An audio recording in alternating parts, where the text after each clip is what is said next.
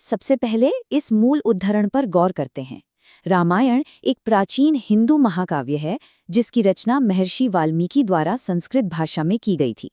इसमें भगवान श्री राम के जीवन, उनके आदर्शों, कर्तव्य और रावण वध की संपूर्ण कथा का वर्णन है। अब देखिए, सुनने में ये 2 वाक्यों का सारांश बहुत ही छोटा लग सकता है ना? लेकिन असल में ये अपने आप में एक बहुत ही सघन और गहरे रहस्य की तरह है। ये एक ऐसा बौद्धिक खजाना है जिसे आज हम मिलकर खोलने वाले हैं। यही वो सार है जो हमें बताता है कि ग्रंथ की शुरुआत कहाँ से हुई और इसका अंतिम लक्ष्य क्या है। इस हिस्से में जो बात सबसे दिलचस्प है वो ये है कि कैसे ये एक अत्यंत विस्तृत और जटिल ग्रंथ को बिल्कुल स्पष्ट रूपरेखा में बांट देता है। यहाँ जानकारी को 4 मुख्य स्तंभों में देखा जा सकता है। पहला, इसकी ऐतिहासिक रचना जो महर्षि वाल्मीकि ने की। दूसरा, इसका माध्यम यानी संस्कृत भाषा। तीसरा, इसका वैचारिक केंद्र भगवान श्री राम का जीवन और उनके आदर्श। और अंत में इसका दार्शनिक चरम बिंदु यानी रावण का वध। अगर ध्यान से देखें तो ये एक तरह का रोड मैप है जो ऐतिहासिक निर्माण से लेकर एक महाकाव्य के वैचारिक चरमोत्कर्ष तक की यात्रा को बहुत ही सरलता से समझाता है। अब आते हैं हमारे पहले खंड पर, प्राचीन महाकाव्य और वाल्मीकि, ऐतिहासिक और साहित्यिक जड़ें।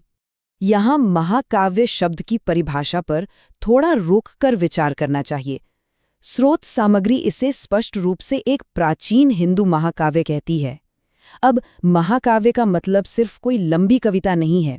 इसका पैमाना और इसका वजन बहुत विशाल है। यह शब्द अपने आप में ही एक अलग ही भव्यता समेटे हुए है। जब किसी कृति को प्राचीन हिंदू महाकाव्य कहा जाता है तो इसका सीधा सा अर्थ है कि वह अपने समय की संस्कृति, मान्यताओं और ऐतिहासिक चेतना का सबसे बड़ा प्रतिनिधित्व कर रही है। सच कहूं तो इस शब्द की गंभीरता को समझना ही इस ग्रंथ की गहराई को समझने की पहली सीढ़ी है। और इस भव्य महाकाव्य को साकार करने वाले स्तंभ कौन से हैं? इसके रचयिता महर्षि वाल्मीकि और इसका माध्यम संस्कृत भाषा। ये बहुत ही महत्वपूर्ण बिंदु है। महर्षि वाल्मीकि केवल एक लेखक भर नहीं है, बल्कि स्रोत उन्हें इस पूरी कथा के मूल द्रष्टा के रूप में प्रस्तुत करता है। और रही बात संस्कृत की, तो ये भाषा प्राचीनता और शुद्धता का प्रतीक है। यही वो माध्यम है जिसने इन महान विचारों को आकार दिया। ये दोनों तत्व मिलके इस कथा का वो ऐतिहासिक और साहित्यिक आधार बनाते हैं जिस पर सदियों का ज्ञान टिका हुआ है।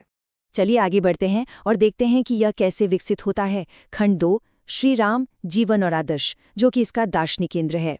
यहाँ भगवान श्री राम के जीवन का संपूर्ण वर्णन, इस बात पर ध्यान देना बहुत आवश्यक है। पूरे महाकाव्य का ढांचा इसी केंद्रीय व्यक्तित्व के इर्द गिर्द बुना गया है। भगवान श्री राम केवल कोई पात्र नहीं है, बल्कि वे वो धुरी है जिस पर पूरी कथा का दर्शन घूमता है। उनके जीवन का ये वर्णन ही वो ठोस आधार है जो आगे चलकर उन वैचारिक विषयों को जन्म देता है जो इस ग्रंथ को इतना महान बनाते हैं। तो यहाँ सबसे महत्वपूर्ण बात यह है कि स्रोत सामग्री में शब्दों का चुनाव बहुत ही सोच समझकर किया गया है।